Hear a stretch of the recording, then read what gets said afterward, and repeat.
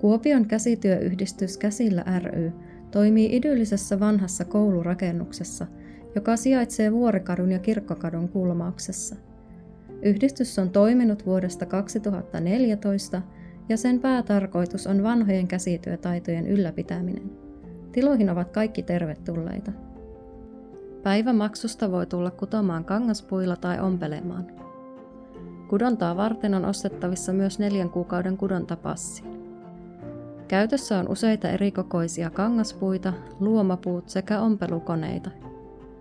Matonkuteita on yhdistyksen puolesta myynnissä laaja valikoima. Käsillä ry:n jäseneksi voi halutessaan liittyä, jolloin on oikeutettu jäsenalennuksiin. Yhdistyksen palveluihin kuuluu myös tuntihinnoiteltua ompelunohjausta, tilaus- ja korjaustöitä sekä kotineuvontakäyntejä.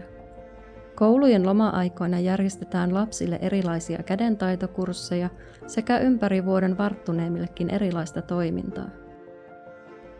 Aukioloaikoina paikalla on ammattitaitoinen kudonnonohjaaja, jonka puoleen voi kääntyä.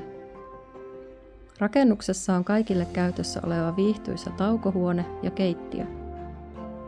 Niiden vierestä löytyy lisäksi pieni puoti, jossa kannattaa käydä tutustumassa.